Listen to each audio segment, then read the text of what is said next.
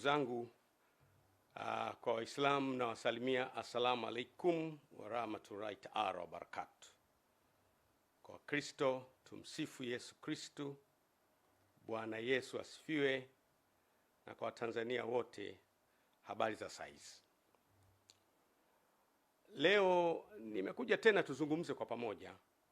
Nimeona ni muhimu sana tuzungumze tena baada ya kuwa nimezungumza mara ya kwanza kwenye ile hotuba yangu tarehe 24 mwezi wa 5 2025. Leo nataka kuzungumza nanyi tena.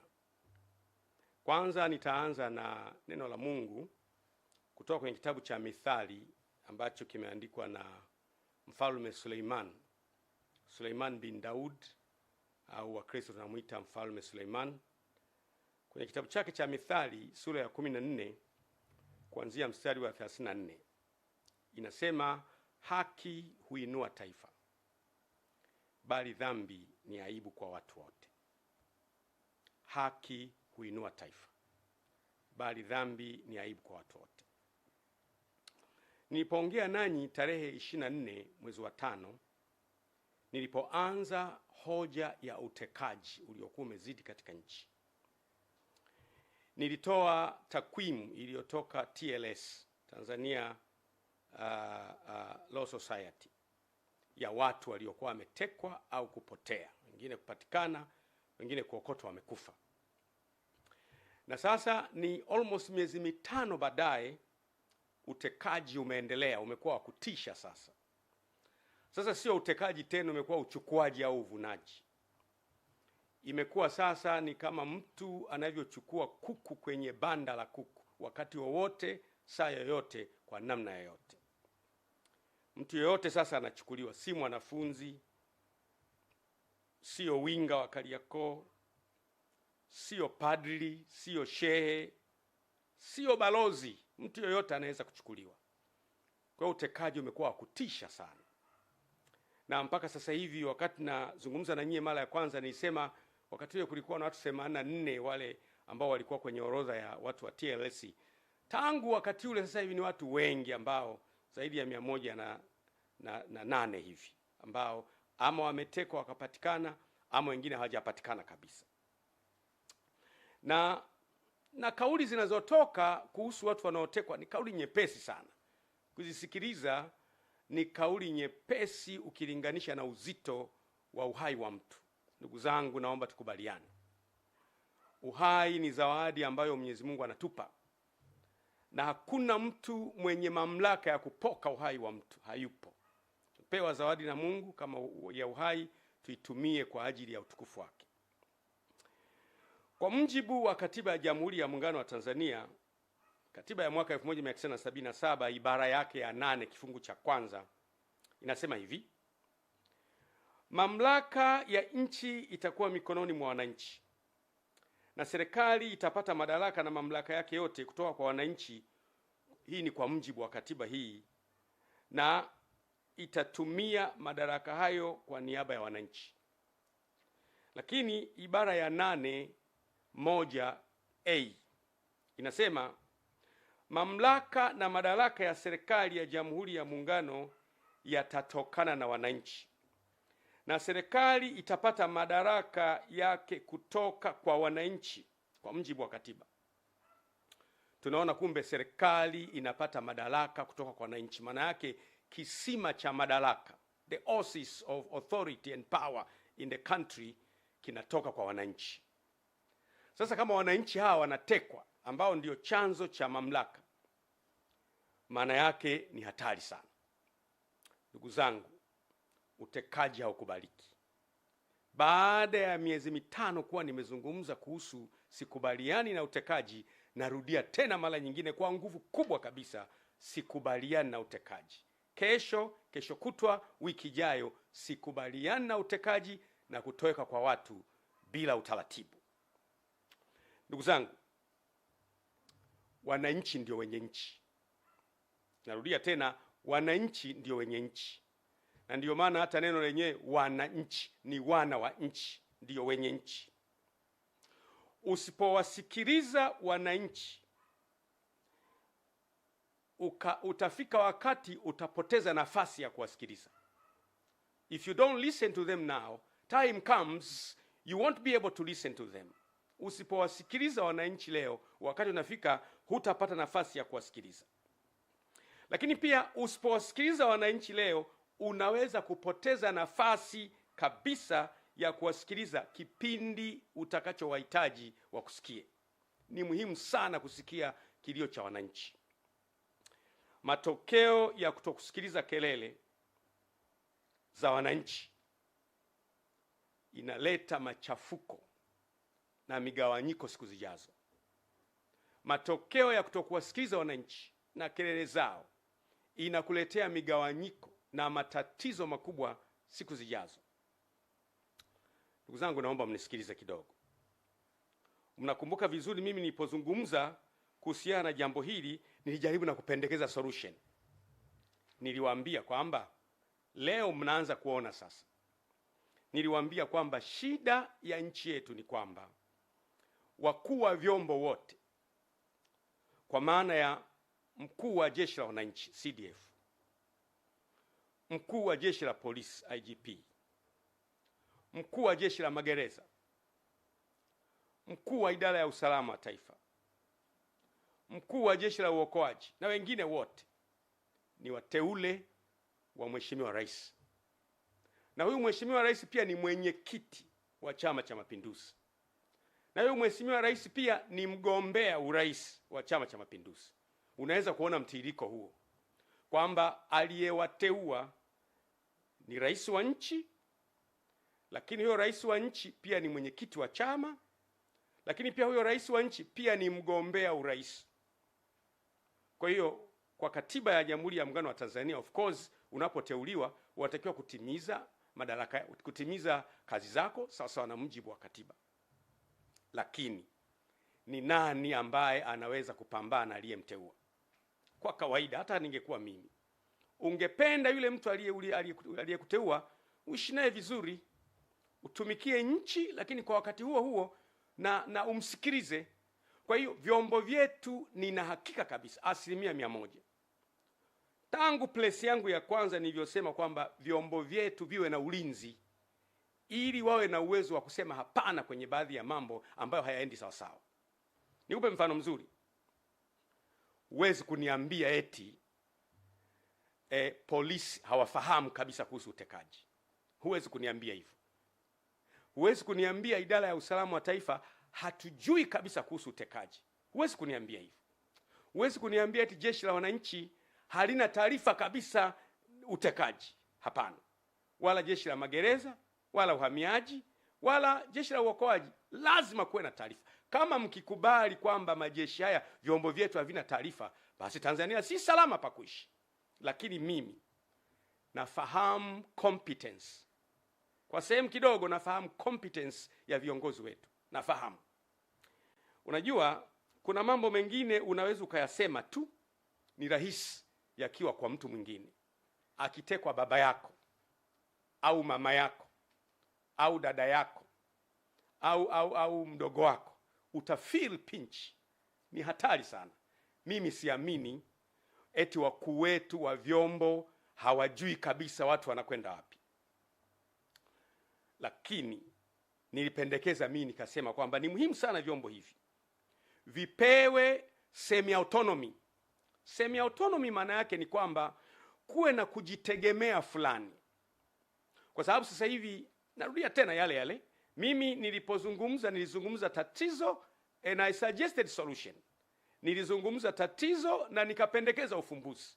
Lakini mwanzoni mlikuwa mnaona kana kwamba huyu anaongea tu. Niliongea mapema sana miezi 5 iliyopita, tarehe 24 mwezi wa 5 2025. Nikapendekeza nikasema hivi: ili kukomesha huu utekaji ambao umeendelea kuwepo katika taifa letu, ni vizuri wakuu wa vyombo wote wawe na semi autonomy. Semi autonomy maana yake kwamba wawe na kujitegemea fulani. Nikasema kuwe na mamlaka ambayo Mheshimiwa Rais anaweza kumteua, kwa mfano DJIS, mkuu wa idara ya usalama wa taifa, anamteua. Mheshimiwa Rais kama ilivyo kawaida amteue mkuu wa jeshi la wananchi CDF, Mheshimiwa Rais anaweza kumteua mkuu wa jeshi la polisi kama ilivyo na mkuu wa jeshi la magereza na mkuu wa jeshi la uhamiaji na mkuu wa jeshi la uokoaji. Lakini akitaka kuwatoa, kuwe na chombo kingine ambacho kinaangalia sababu za hawa kutolewa. Kuwe na instrument, kuwe na chombo kingine. Mimi nikapendekeza chombo kile kinaweza kuwa ni kamati ya ulinzi na usalama ya Bunge, ambayo sababu zipelekwe kwa nini yeye anataka kutolewa.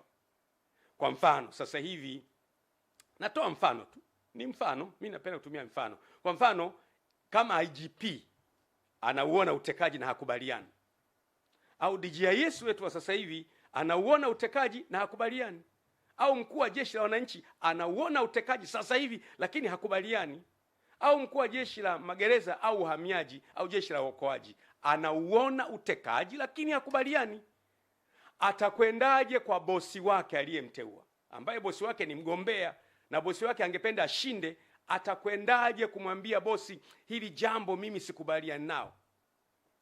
Ikitokea, sijasema ndivyo hivyo, ikitokea kile chombo cha utekaji ni chombo cha mmoja wapo kati ya wagombea, ikitokea, sisemi imetokea, lakini ikitokea, if it happens kwamba chombo cha utekaji ni chombo kimoja wapo cha kikundi cha mgombea mmoja wapo, ikitokea hivyo, nisisemi ni hivyo, lakini ikitokea hivyo, anawezaje mkuu wa jeshi la polisi kumapproach bosi wake kumwambia, bosi, kale ka kikundi kako bwana kanachukua watu?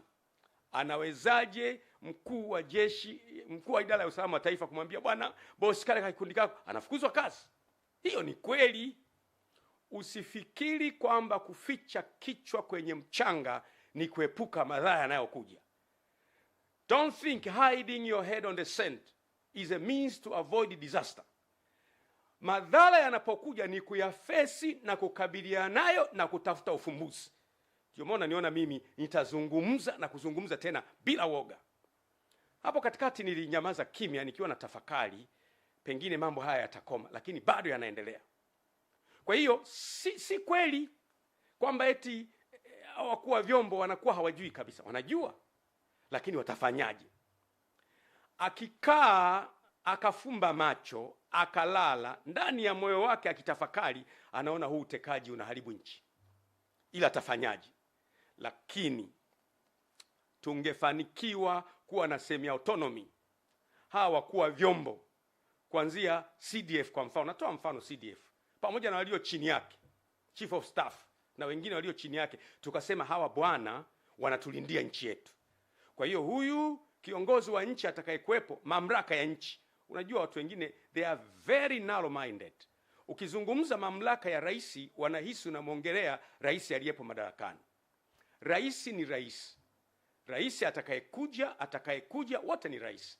Kwa hiyo mamlaka ya rais iwe na uwezo wa kuteua, lakini kumwondoa CDF, kumwondoa Chief of Staff na walio chini yake hapo pote isiwe rahisi, ili huyu CDF anapoona jambo lenye kuharibu nchi na kuumiza nchi inaendelea, awe na ujasiri wa kusema bosi, kwa unyenyekevu, bosi, hili jambo hapana.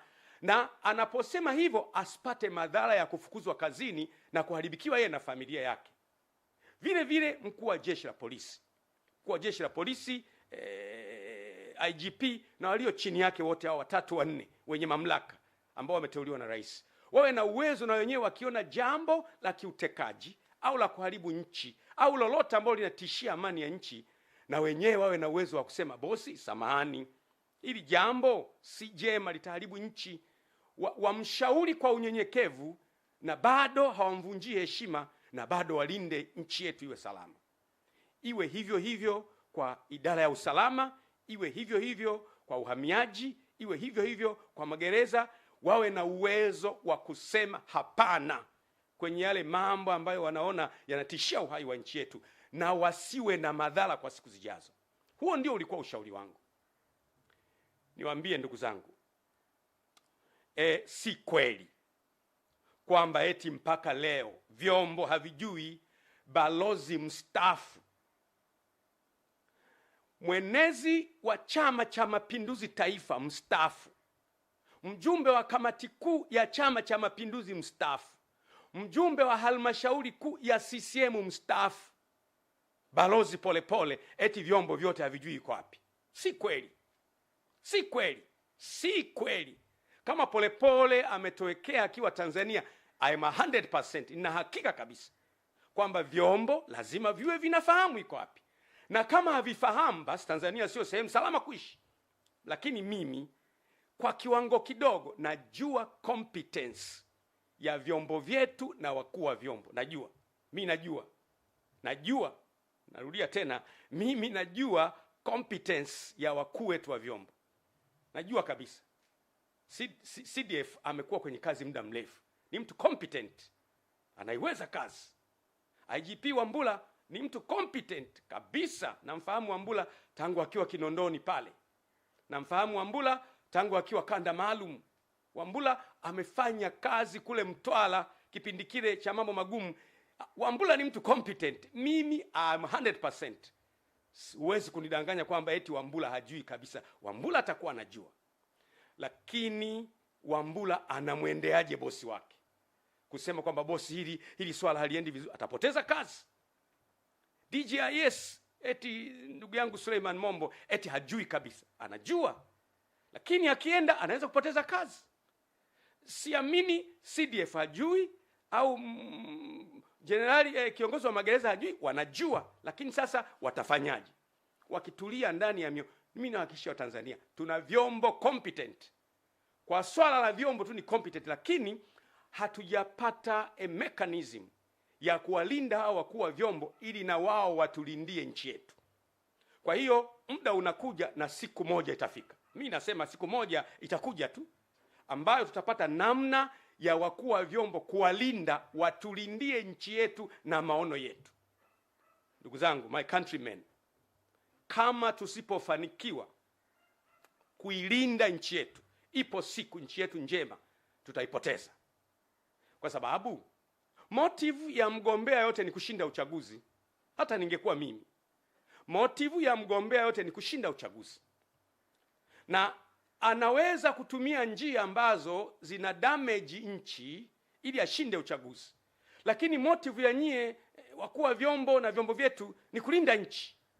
Akija mtu mnamlinda, anamaliza, anaondoka, anaingia kwa mujibu wa katiba, mnamlinda, anaondoka. Ndio wajibu wenu. Lakini itakapofika wakati tukaona aibu kusema juu ya mambo yanayohatarisha taifa, kuna siku tutakuwa na wakati mgumu sana. Ndugu zangu, ninyi wakuu wa vyombo ni binadamu. Niruhusini niongee na nyie. Si nyie mnayoendesha haya mambo ya utekaji, si nyie. Wala sio vyombo vyenu. Si nyie wala sio vyombo vyenu vinavyoendesha mambo ya utekaji. Lakini siku zijazo hamtaepuka kabisa kutamkwa mkiungamanishwa na matukio haya yaliyotokea wakati wa utawala wenu.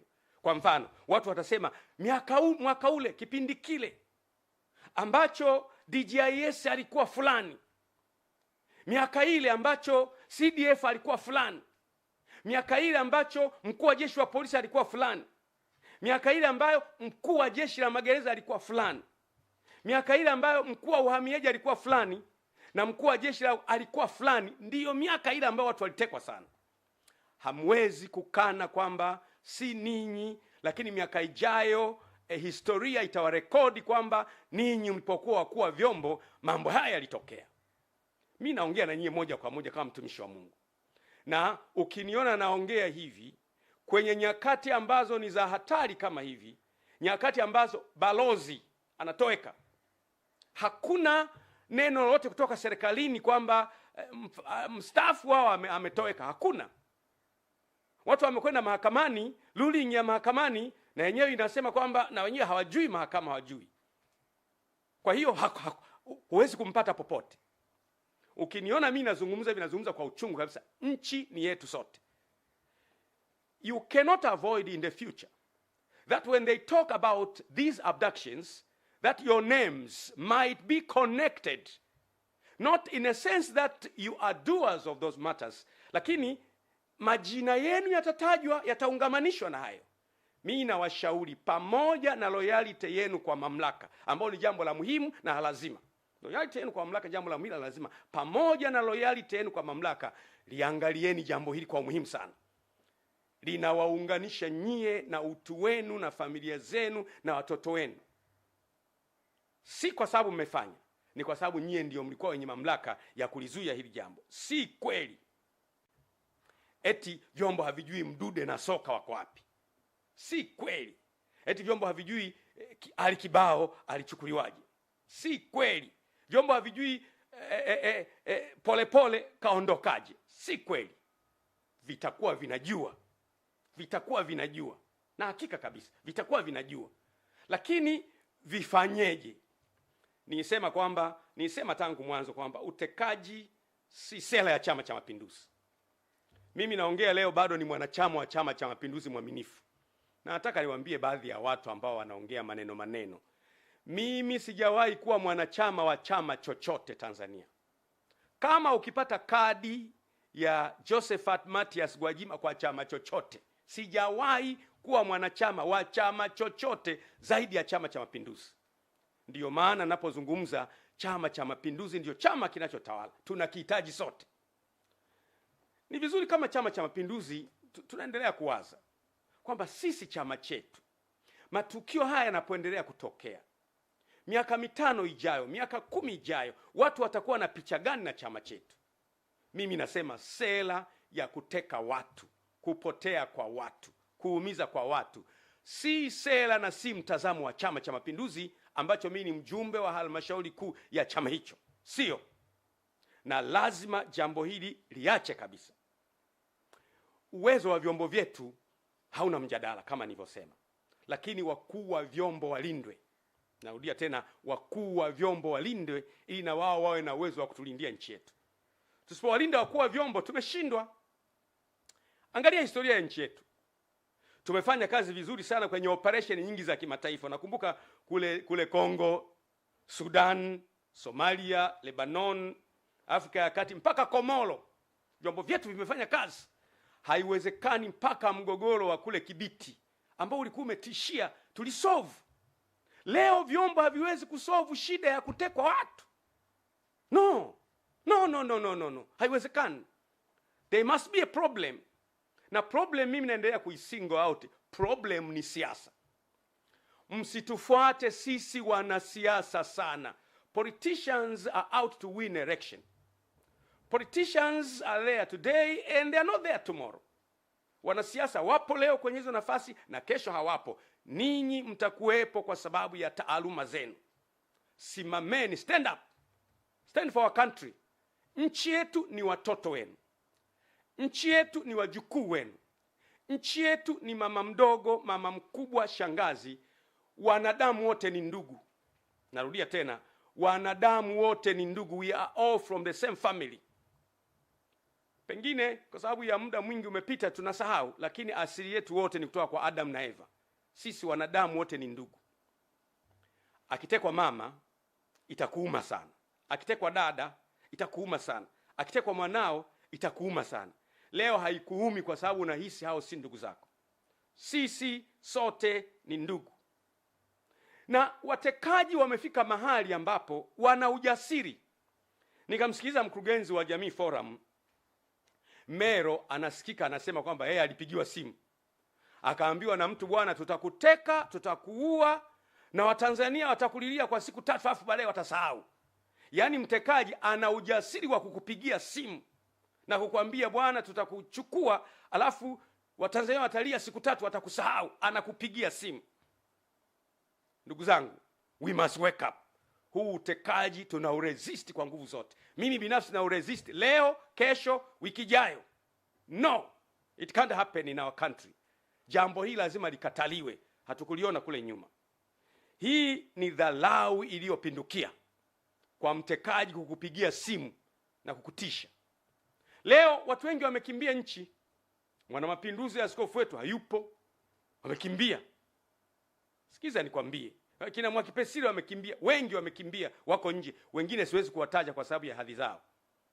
Maaskofu wa madhehebu makubwa kabisa wamekimbia nchi kwa sababu tu ya kusema sema. Sikiza niwaambie. At least mimi ni kiongozi wa taasisi. Unapokuwa kiongozi, watu wote hawawezi kukubaliana na wewe. Hata kwenye taasisi zetu za kimungu kabisa, ni kanisani au ni msikitini, si watu wote watakubaliana na wewe, na pamoja na kwamba ni waumini wako, wakukusema sema wapo. Wengine watakusema kwa sababu za uongo, zitakuuma. Kama kiongozi lazima uwe na courage ya kumeza hayo maneno. Ukiwaua wote utamtawala nani? Ukiwateka wote utamtawala nani? Itakuwaje baada ya hapo? Unaweza kuwateka ukashinda uchaguzi. Baada ya kushinda uchaguzi, kila uliyemteka ana mdogo wake, ana mjomba wake, ana shangazi yake, ana kaka yake, ana ndugu yake. Baadaye nchi itakuwa kwenye uchungu ambayo itakuwa ni ngumu sana kuiganga. Amkeni. Nasema tena, this is a last wake up call. Hii ni kengele ya mwisho ya kuamsha kwamba amkeni, tutapoteza nchi. Kataa utekaji, disappearance of persons. Kwa mimi siamini kabisa kama kwa vyombo havifahamu, lakini vyombo, tangu mwanzo nimesema sio vyombo, lakini kuna kakitu fulani ambako huwezi kugusa. Kwa sababu kuna watu wengine wanapotekwa wanakuja wanaelezea. Kwa mfano, kuna huyo bwana aliyetekwa, yule Satifa nafikiri, ambaye alipelekwa anasema mpaka Katavi, kapigwa risasi, akaachwa kule mahali. Aliporudi anaelezea kabisa, nilichukuliwa Dar es Salaam nikapelekwa hapa, anaelezea. Kwa hiyo haiwezekani kwamba watekaji hawa hawafahamiki kabisa. No, wanafahamika. Lakini kwa nini hakuna desperate means za kuwapata? Why? Mtu anaweza kunijibu kwa unafiki. Akanijibu asema, wewe Gwajima bwana, hawa watekaji unasema wanafahamika, basi tuambie ni kina nani? Ndugu yangu, Mo alitekwa pale Korosham wakati ule. Mimi nilipiga kelele, rudisha Mo. Kama unabisha, nenda kwenye YouTube. Nilisema mrudisheni Mo. Na wakati ule rais alikuwa Magufuli, whether yeyote, utekaji haukubaliki anytime. Wakati kina Roma Mkatoliki wanatekwa, mimi nilipiga kelele. Wakati utekaji ulikuwa umeshamili, nilipiga kelele. Tangu wakati wa Magufuli na wakati huu sikubali utekaji. Kwa mambo mema ambayo mtu anafanya anatakiwa asifiwe, kwa mambo maovu anayofanya anatakiwa akemee, bila kujali yeye ni nani. Tanzania ni yetu sote. It does not belong to a single entity. It belongs to all of us. Tanzania ni yetu sote, si mali ya mtu mmoja, ni mali ya Watanzania wote. Siasa huja na kuondoka, na wanasiasa huja na kuondoka, lakini Tanzania inadumu vizazi hadi vizazi. Lazima tuilinde nchi yetu. Ndiyo maana mimi nasema kabisa, kuna kikundi kanakoshughulika na utekaji. Sio vyombo. Mimi na hakika si vyombo. Kuna kikundi kanakoshughulika na utekaji. Na ninapoongea sasa hivi kikundi haka kanakasirika kweli. Huyu Gwajima mbona hajatekwa yeye? Huyu Gwajima, unasikia huyu kaondoka, yule kaondoka. Watu wanakwisha nchi na tuko kimya. Msiba ukiwa kwa jirani yako, utakuwa na ujasiri wa kwenda kuandika kwenye daftari na changia. Siku utakapopatwa na msiba, huwezi fungua macho yako. Wake up. What is happening on your neighbor, it will soon happen in your house. Kinachotokea kwa jirani yako kitatokea kwako. Ni muhimu sana. Kwa hiyo mimi nasema kabisa, narudia tena, nielewe emphasis yangu. Mimi I speak a problem and I suggest a solution. Ili shida hii ishe, lazima vyombo viwe na kujitegemea fulani. Utafika wakati watu watakuwa very bitter, wanakuwa na uchungu. Kunakuwa na mkusanyiko wa watu mbalimbali ambao wana uchungu kwa sababu ya A, B, C, D. Mkusanyiko wa watu pamoja ni ngumu sana kuwatibu. Kumbuka, kila kinachoanza huwa kina mwisho wake. Anything that begins has an end. Kuna siku utekaji utakoma, na utakoma soon. Mimi na hakika kabisa. Mungu aliyeumba wanadamu hawezi kuruhusu mwanadamu unakuja unachukuliwa kwenye nyumba tu kama jogoo, unachukuliwa kwenye nyumba kama kondoo, unapigwa, alafu asubuhi watu wanao michirizi ya damu hiyo, Balozi Polepole kaondoka. Alafu unafuatilia wapi? Mahakama haijui, polisi hawajui, kila mtu hajui amekwenda wapi, nobody knows. Jamani, haiwezi kuwa nchi. Na mimi mambo haya siyakubali kabisa. Ni mwanachama wa CCM na nitaendelea kuwa mwanachama wa CCM, na naamini kuna wanachama wengi wa CCM wenzangu ambao hawakubali utekaji. Kama unakubali ni wewe, lakini mimi no, sikubaliani na utekaji. Kwa hiyo ni lazima wakuu wetu wa vyombo na wasaidizi wao walindwe, ili na wao wawe na uwezo wa kutulindia nchi yetu.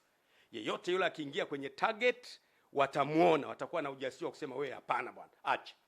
Na wakisema hapana, haitawaletea madhara. Simaanishi kwamba wakuu wetu wa vyombo ni waoga, no.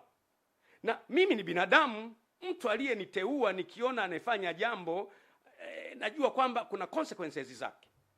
Nitapata consequences. Na mtu, wewe umelay down maisha yako yote. Umetembea njia ya uongozi kuanzia kule chini. Umepanda mpaka kule juu. Leo uje upewe matatizo pale juu. Unashindwa. Mwanadamu ameumbwa na haya. Kwa hiyo nashauri mno, nashauri sana, na hili jambo itakuwa ndio tiba permanent ya utekaji na mambo mengine yanayohusiana na utekaji. Tiba ya ulinzi wa maono ni hivi kwamba ili maono ya nchi yalindwe, tuwe na vyombo vya kulinda maono. Kwa mfano, mimi nilipokuwa bungeni nimezungumza sana kuhusu maono ya muda mrefu.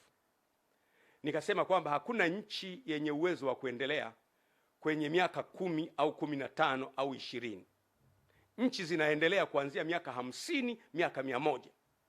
Na nchi zile ili ziendelee, lazima kila rais anayeingia madarakani aendelezee pale mwenzake alipoishia. Continuation.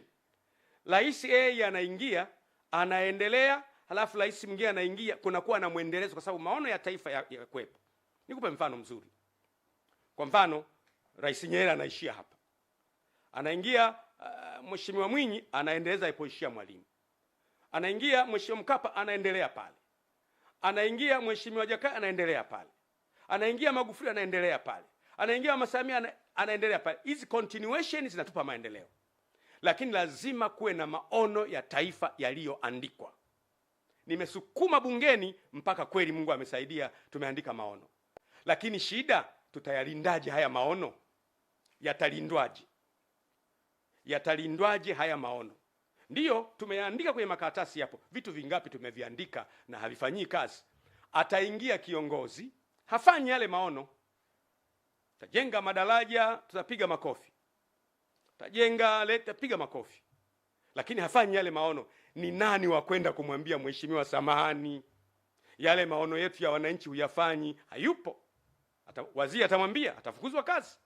Waziri mkuu atamwambia, waziri mkuu ni mteule wa rais. Makamu wa rais atamwambia, hawezi kumwambia. Sasa hivi vyombo sasa vya kwetu hivi vinavyokuwa na kujitegemea fulani, vinakuwa pia walinzi wa maono.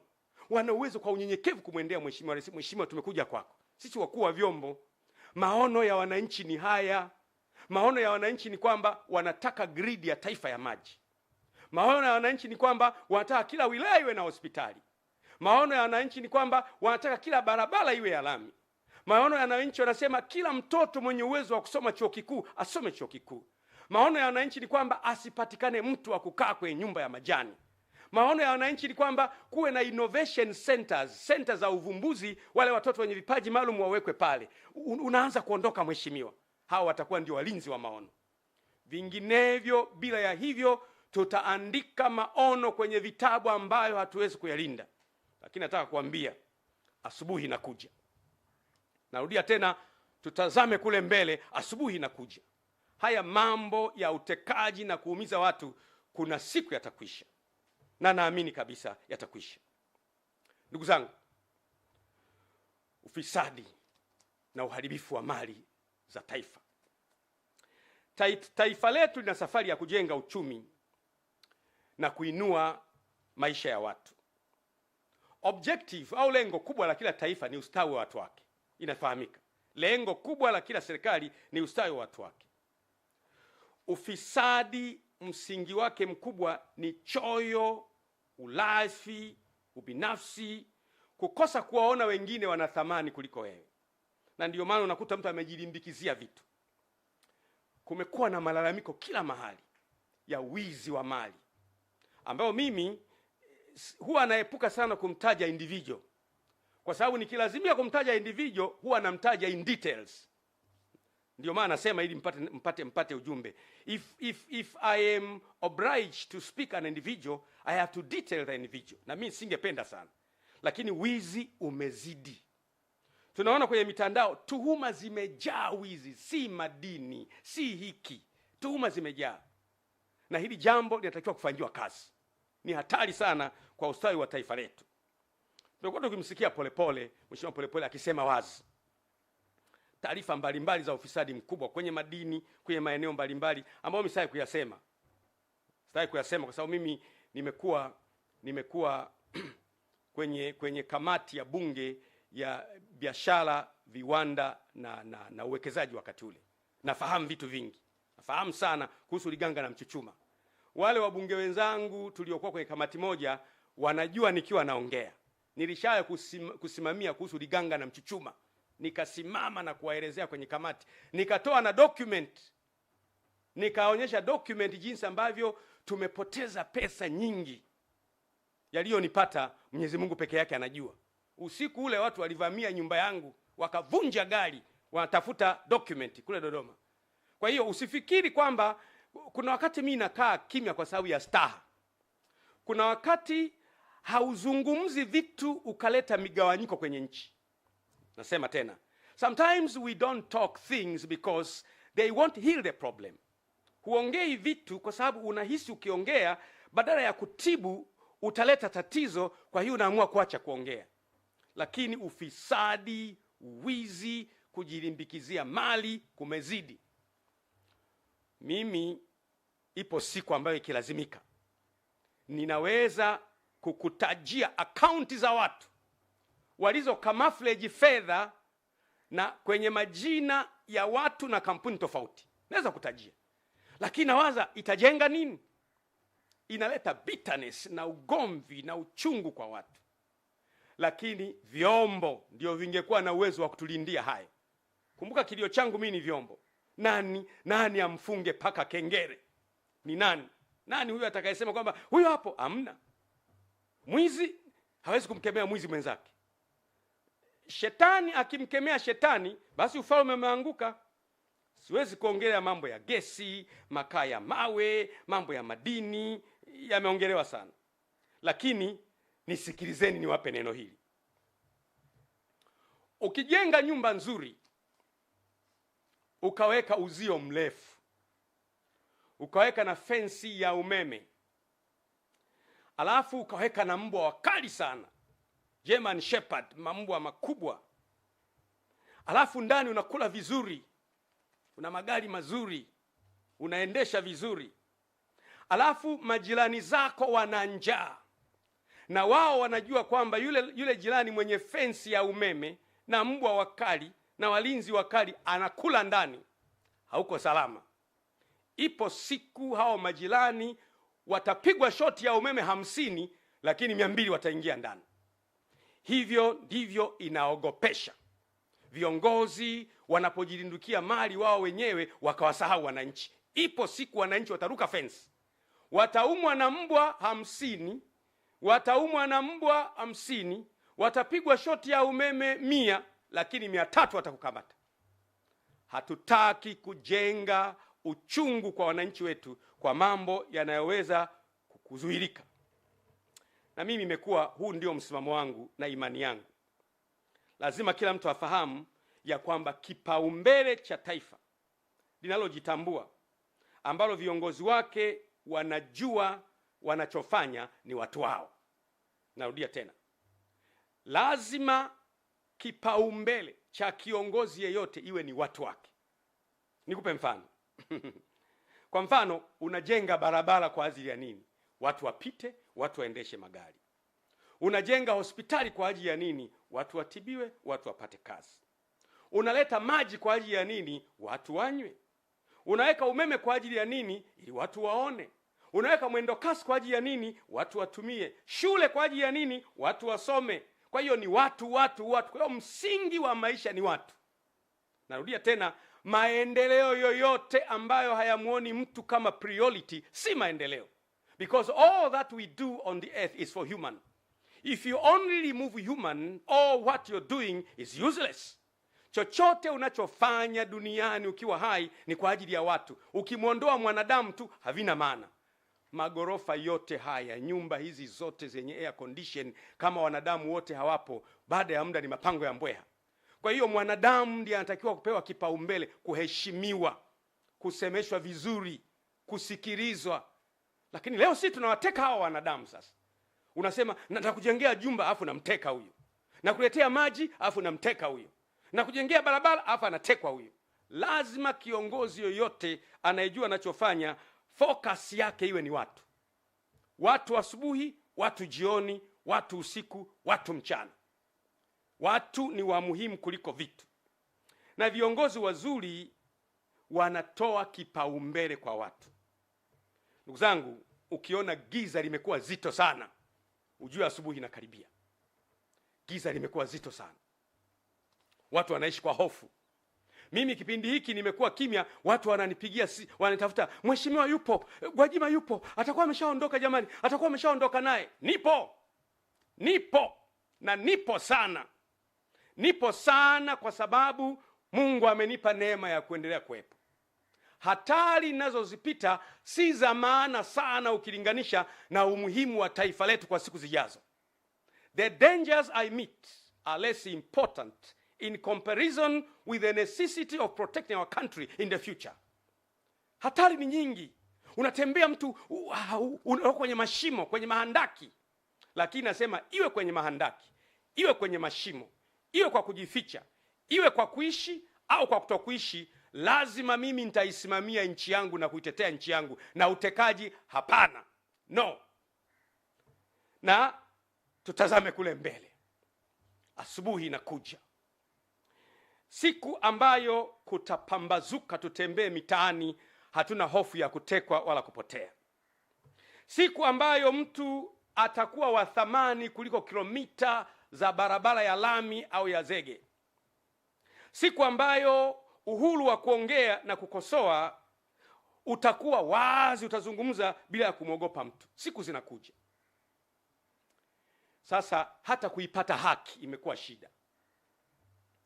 Unaona mtu anahangaikia haki. Kwa mfano, nikupe mfano mzuri. Vyombo vya kutoa haki kwa mkono wa sheria vinatakiwa kuwa famu. Mahakama zetu ziwe famu. Bahati nzuri sana, jina hakimu au jaji ni jina la Mungu mwenyewe. Biblia inasema kwamba msingi wa kiti cha enzi ni haki na hukumu. Maandiko yanasema hivyo. Msingi wa kiti cha enzi cha Mungu ni haki na hukumu. Kwa hiyo mtu akiitwa hakimu au mtu akiitwa jaji ni jina la Mungu, kwa sababu Yesu anaitwa hakimu wa haki. Kwa hiyo watu wanapotafuta haki kwenye mahakama hawazipati. Unaweza kufika wakati watu wakafa moyo, wakatumia njia isiyo sahihi kuipata haki yao. Nitoe mfano. Kwa mfano, unamwona mheshimiwa kwa mfano Ruhagampina, mgombea wa chama chake ACT. Tangu alipoanza kugombea akatolewa, amehangaika mahakamani mpaka muda wa kampeni umeisha. Yaani muda wa kampeni umeisha, bado anatafuta haki. Hebu jaribu kuimagine, anatafuta haki tu na yeye awepo kwenye ballot paper, apigiwe kula, mpaka muda wa kampeni siku 60 zimeisha. Juzi nimemwona yuko mahakamani anatafuta haki. Muda umeisha, anatafuta haki. Amekata rufaa, hajapata bado, anahangaika, hajapata haki bado, mpaka muda wa kampeni umeisha. Sasa hebu niulize, kama mtu anatafuta haki kwenye chombo cha kumsaidia apate haki, hawezi kuipata, atafuta haki wapi? Na waomba sana, ni muhimu sana kuwaza hayo. Wakati mwingine unaona huruma sana. Lakini muone Tundu Lissu. Tangu mimi nilipotoa mapendekezo kwamba ili nchi iwe stable, iwe vizuri, mwacheni Tundu Lissu ajiunge na chama chake, na wenyewe wagombee, tushindane. Tutawashinda tu. Sisi Chama cha Mapinduzi chama kikubwa, tutawashinda. Anahangaika leo na haki. Lakini Father Kitima ambaye alipigwa, mpaka leo aliyempiga hajapatikana. Na hao watu waliompiga wapo. Lakini Balozi Humphrey Polepole, mbunge mstaafu, mwenezi wa Chama cha Mapinduzi na mjumbe wa kamati kuu na mjumbe wa halmashauri kuu ya taifa, mstaafu, amepotea. Dar es Salaam amepotea. Yaani Dar es Salaam unapotea. Dar es Salaam polisi hajui umekwenda wapi, jeshi la wananchi hajui umekwenda wapi, familia haijui unakwenda wapi, lakini umepotea. Lakini msifikiri kwamba watu wanaopotea wanapotea kabisa. Hapana.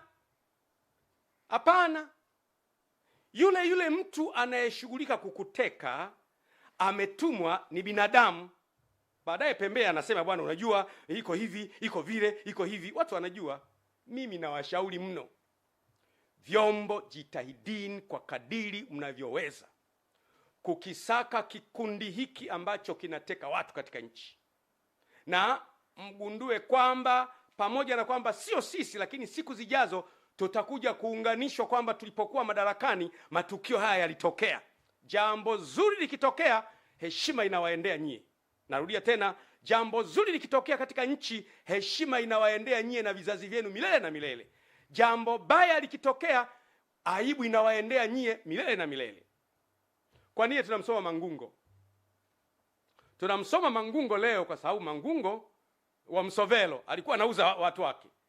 Mpaka leo sidhani kama mtu atakubali kuitwa yeye ni wa ukoo wa Mangungo, kwa sababu ukoo ulishaharibika.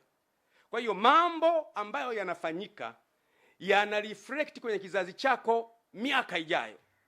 Ni muhimu sana watu wanapotafuta haki wapate haki yao, ili watu wasife moyo. Makanisa ya Ufufuo na Uzima ambao mimi nayaongoza, ni kiongozi wao, yalifungwa kwa sababu mimi nilitoa hotuba ya kupinga utekaji. Unaona sasa ilipofika. Sasa unaweza kujiuliza, mimi nilipinga utekaji, makanisa yakafungwa. Ina maana aliyefunga makanisa na utekaji wana uhusiano? Mimi ni swali lile, sijasema wana uhusiano, ni swali. Kwa sababu mimi nilikemea utekaji. Nikasema utekaji haufai. Makanisa 2006 makanisa yamefungwa. Mikoa yote, wilaya zote, tarafa zote, kata zote yamefungwa. Kwa nini? Nilikemea utekaji. Sasa ina maana kuna mchungaji kiongozi 2006 sasa hivi wako mitaani, hawezi kuongoza ibada. Kuna maaskofu wetu 32 hawezi kuongoza ibada. Kuna waumini 3 na laki kadhaa hawezi kwenda kwenye ibada. Wanawaza nini hawa watu? Tumeamua sasa, basi wamefunga, tutumie njia ya kutafuta haki kwenye vyombo vya haki. Hatujapata mpaka leo. Mpaka nikiwa naongea leo, hakuna muumini wa makanisa yetu, kanisa halijafunguliwa mpaka leo. Kwa nini? Umekemea utekaji. Narudia tena, funga milele. Utekaji haukubaliki. Narudia tena, funga kanisa mpaka Yesu arudi. Utekaji haukubaliki. Hatutakubali mtu atekwe, awe Muislamu awe Mkristo. Kule Zanzibar wanaendelea vizuri. Zanzibar kule si wamefanyaje? Wenyewe wako kwenye uchaguzi, wanaendelea vizuri. Wapinzani wanaendelea na wengine wanaendelea. Huku kumekuwa na shida. Kwa hiyo mimi kabisa nasema waziwazi kwamba makanisa hayajafunguliwa mpaka leo. Tuko kwenye vyombo vya haki kwa muda wa miezi 5, haki haijapatikana bado. Waumini wako wanazagaa 3 wako mtaani, wananiuliza tufanyeje? Unategemea nini? Mahala ambapo mtu anaonewa, anatumia chombo cha haki kuipata haki, hawezi kuipata kwa wakati, unategemea huyu mtu atafanya nini? Kwa hiyo ninaomba sana vyombo vya haki viweze kufikiri na kuona namna ya kutoa haki ili watu wasife moyo. Ni muhimu sana sana sana. Watekaji wanaweza kufikiri wako salama. Mimi ni muumini wa Biblia. Kwenye kitabu cha Ufunuo sura ya 13 mstari wa 10 inasema hivi: mtu akichukua mateka atachukuliwa mateka, na mtu akiua kwa upanga atauawa kwa upanga. Mambo ambayo mnayafanya kwa watu gizani, mambo yale miaka ijayo Mungu ataruhusu wafanyiwe watoto wenu mchana kweupe. Mwanzo sura ya 9 mstari wa 6 inasema, yeye atakayemwaga damu ya mwanadamu, damu yake huyo naye itamwagwa na mwanadamu, maana kwa sura yangu nilimuumba mwanadamu. Nchi inapoanza kumwaga damu za watu wasio na hatia, wewe Waislamu, wewe Wakristo, wewe hawana dini, nchi inaingia kwenye laana. Kwa hiyo ni muhimu sana kujaribu kuepuka jambo hili. Wale Wakristo wa Biblia mtafahamu vizuri. Bwana Yesu alipokamatwa, kama unavyojua Bwana Yesu alikuwa na wanafunzi 12. Alipokamatwa, mwanafunzi wake mmoja anaitwa Petro akachukua upanga akamfyeka mkamataji. Lengo lake lilikuwa zuri, wanamkamata bwana wangu ni wafyeke na wao. Bwana Yesu akamwambia Petro, ulichokifanya ni kizuri, unanitetea mimi na kuniondoa kwenye tatizo kwa kutumia upanga, lakini mimi nakupenda. Ile Mathayo 26 mstari wa 52, Yesu akamwambia, rudisha upanga wako mahali pake, maana wowote waushikao upanga wataangamia kwa huo. Maana yake anayeua kwa panga naye atakatwa panga. Na habari kwa nyie watekaji, acheni, na wale mliowateka waachieni. Mwachieni polepole, release polepole, mwachieni polepole. Kama hayupo mtuambie. Waachieni wengine ambao mmewateka, waachieni. Mtaifanya nchi iwe mahala pabaya. Niwape mfano wa mwisho afu namalizia. Ukiona kwa mfano jumla ya watu wote waliotekwa na ndugu zao na rafiki zao na majirani zao na sympathizers wao wanaona huruma, jumla ya watu wote wanaomwonea huruma Tundu Lissu kama yeye, kwa sababu wapo wana CCM kama sisi tunamwonea huruma, kwa sababu mtu anapokuwa na brain ni asset kwa taifa. Kuna baadhi ya vitu ambavyo tunaacha vyama, tunatumia ubongo wa mtu kwa ajili ya kujenga taifa. Kwa hiyo kuna watu wanamhurumia Tundu Lissu, wengi wapo na wenyewe. Kuna watu wanamhurumia Luhagampina, jamani Luhagampina amezuiwa, wapo na wenyewe wengi tu. Kuna watu wanamhurumia Heche mwenyekiti ambaye anakwenda kwenye msiba wa kumzika Raila Odinga, amezuiwa pale, leo yuko kwenye matatizo, hatujui yuko wapi. Unaona mambo yanavyokwenda. Kuna watu wanahurumia makanisa ya Ufufuo na Uzima amefungwa jamani. Mkusanyiko wa watu hawa wote, kuna mawinga wanalalamika. Kuna mkusanyiko hawa wote wanapotima kwa pamoja, nchi inakuwa haiko salama. Tunatakiwa tujifunze kuepuka kuignite moto mahala ambapo tunaweza kuzima moto. Niwatie moyo ndugu zangu wananchi, Mungu hachelewi. Mungu hachelewi kuitimiza ahadi yake. Utekaji umezidi, maisha ya watu yanaharibika, na Mungu atajibu. Maneno yangu haya ni ya thamani sana, hasa kwa muda ambao nayazungumza. Kwa muda huu hakuna mtu anaweza kuzungumza na yuko nchini. Mimi niko nchini, niko hapa kwenye nchi, wengine wote wamekimbia. Kwa nini? Na napozungumza wanaanza, jamani kwa Juma atakuwepo. Sikiliza niwaambie, Bwana asipoilinda nyumba, wao walindao wakesha bure. Na Bwana asipoujenga mji, wao wanaojenga wafanye kazi bure. Ulinzi una Mungu. Mungu akitaka uishi utaendelea kuwepo, na Mungu akitaka kuondoka utaendelea kuwepo. Kuna siku tutaondoka, mtekaji ataondoka, mimi nitaondoka, mwenye madaraka ataondoka, watoto wetu watabaki vizazi baada ya vizazi. Lazima tuilinde nchi yetu. Mimi nimedhamiria kusimama na wananchi. Mimi ni mwanachama wa Chama cha Mapinduzi aliyechagua kusimama pamoja na wananchi. Narudia tena, I want it to be very clear. Mimi ni mwanachama wa Chama cha Mapinduzi, ni mjumbe wa halmashauri kuu ya Chama cha Mapinduzi ambaye hakubali utekaji, hakubali uonevu, sikubali ufisadi. Nimedhamiria kusimama na kilio cha wananchi na nitasimama nao mpaka mwisho. Na wanachama wenzangu mnielewe kabisa kwamba nimedhamiria kusimama na wananchi mpaka mwisho, mpaka utekaji uishe. Na tazama kule mbele, asubuhi inakuja, na Mungu wetu ni mwaminifu, atatimiza ahadi zake. Asanteni sana wananchi. Mungu awabariki. Mungu aibariki Tanzania. Asanteni sana.